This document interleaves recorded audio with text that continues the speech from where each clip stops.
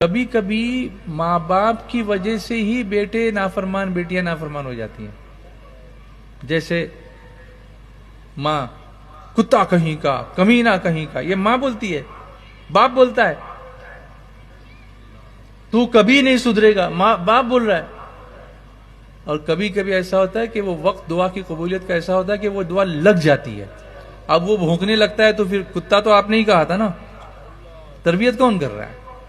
کس کی زبان سے اس کے لیے کتے کا لفظ نکلا تھا؟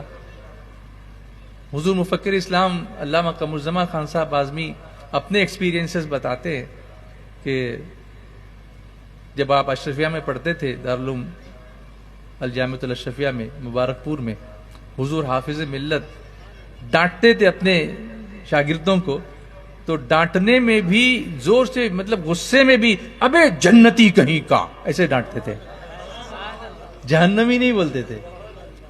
کبھی کبھی کوئی استاد یہ کہتا ہے جہنمی ہے، تو ایسے نہیں بولتے تھے، غصے میں بھی لفظ کیا نکالتے تھے؟ جنتی کہیں کا. اس سے پتا چلا کہ ہم کو اپنے بچوں کی تربیت میں الفاظ کا جو چوائس ہے نا، چوائس، اس کو بہت احتیاط سے، دعا میں بھی اور یوں بولنے میں بھی.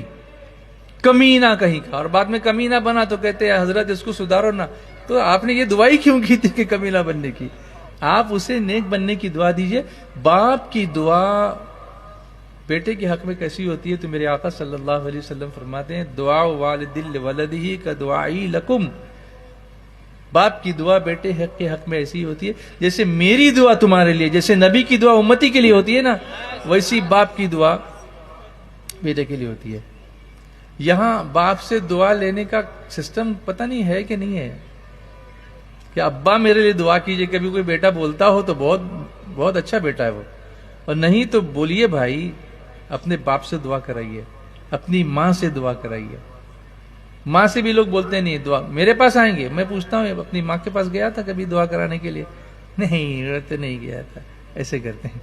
تو وہ کیوں نہیں گیا؟ دعا کے دروازے دو اللہ نے تیرے گھر میں رکھے ہوئے بڑے بڑے، ان سے دعا کراؤ. اچھا، کبھی ایسا ہوتا ہے نا اللہ کے بندوں کہ دعا کرائی جاتی ہے، اور کبھی ایسا ہوتا ہے کہ دعا نکلتی ہے. دونوں میں فرق ہے. دعا کرانا الگ ہے، دعا نکلنا الگ ہے.